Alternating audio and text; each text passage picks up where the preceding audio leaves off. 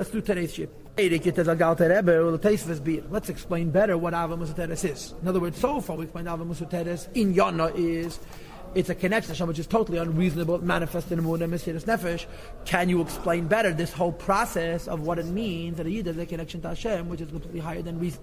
Look there, Tzadok Lavaya, hate to have to explain Mamash cause of the Pasuk. It says in the Pasuk Neir Havaya Nishma Sada that the candle of Havaya, this is the soul of a person. Pirush says the Alter Rebbe, this means to say She Yisrael Akriyim, the Jewish people who are called Adam.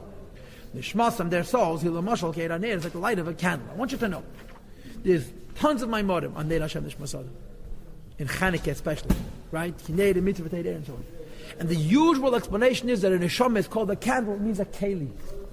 You know, a keli has lansish balaz. Remember the Maimorim? Lansish, the French word.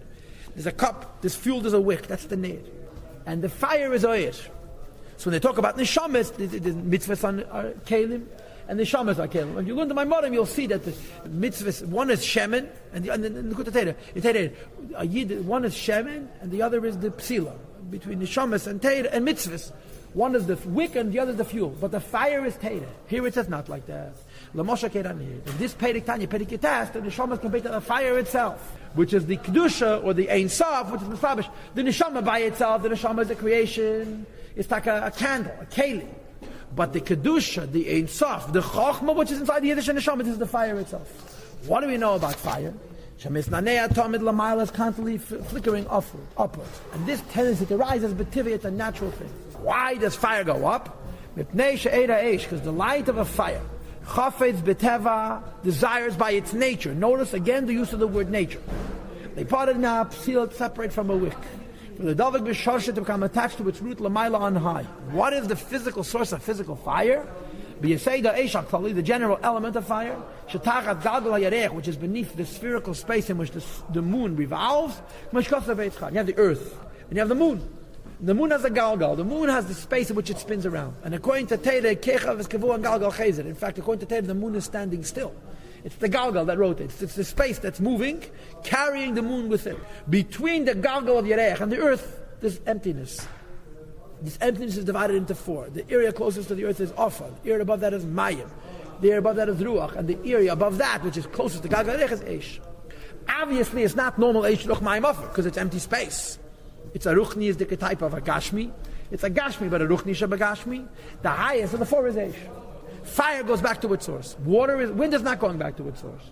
Water is not going back to its source. Earth is certainly not going back to its source. Physical fire wants to go back to its spiritual source because it's the most spiritual of the four elements and it feels its source. So he says it wants to be part of now to separate from the wick. For the davik b'shosha to attach itself to its root lamayla above. We say the eish element of fire, which is general, which is beneath the spherical space in which the moon revolves. When fire goes back to its source, it becomes ois mitzias, it becomes extinguished. Oiri, it's light b'mitzias in its form, down here. And also b'shashi in its root, it becomes nothing.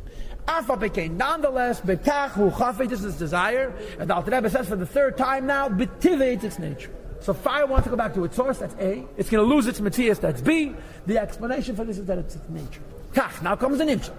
Nishma satan the neshama v'yid v'chebechin it's ruach v'nefesh, even though it's ruach nefesh. In as much as the chokhmah is in it and the ein sof and lubish chokhmah is in it. Chefza v'cheshka, its desire and its longing. B'tiva, notice the word by nature again. By its nature is lipada to separate. V'otas men aguf to go out of the guf. V'yidabik b'shosha maked to become attached with root and its source by the Shem and the Eibush, the Chayim Baruch Hu, who gives life to all living things. Blessed be He. Hagam. Even though shatiya ayim ve'efes, it will become absolutely nothing. Ayin means non-existent as it existed in Hashem's thought. Efes means it existed before Hashem even thought about it. With this battle Hashem b'metzias lagami will lose his metzias altogether. And will remain from it nothing. Nothing at all. From its earlier condition as a self-contained entity, my neshama and my guf, your neshama and your guf, and so forth. Nonetheless, this is his want and his desire. And here goes the word betiva for the fifth time. Betiva by its nature. Al Rebbe uses 3 times the word teva in the mashal, 3 times the word teva in the nimshal. So let's go back to the nimshal. The Shom wants to go back to its source, that's A. B, it's going to become ois mitzias. C, the only way to explain it is beteva. Why? Because there's a rule in common sense and in biology and in Teira that kol chai reitzeh b'kiyumim. Everything that exists wants to exist. Nothing wants to die. Because if something wanted to die, guess what? It would have died a long time ago. Any animal which likes to be eaten, hat man von Schlangov gegessen. Right? Survival is based on will. Here you have a fire that wants to disappear. Okay, but fire you can say has no soul, even though apitated it does. But a neshama a neshama wants to commit suicide. Says the Alter Rebbe, the answer is it's not logical.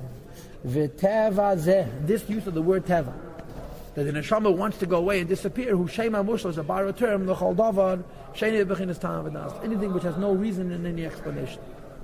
Because v'gam kan here also, like Avana, the idea is sharatzon v'chayfet zeh benefesh. This will and desire in the neshama to go back to Hashem and lose its identity ain't bechinas tam v'das v'seichel muslig moving. It's not something that has a reason and can be understood and has a basis which is intellectually reachable and comprehensible. Why uses 5 words? Tam, das, seichel, musik, moving. Homework. It's above understanding and wisdom that can be intellectually reached and understood. It's the chokhmah, the neshama. Shabbat, Ein Sof Barach, which the Ein Sof rests. This chokhmah, which is in the neshama, where the Ein Sof rests, gives a neshama a tendency to want to go away from becoming attached to the Eibishter.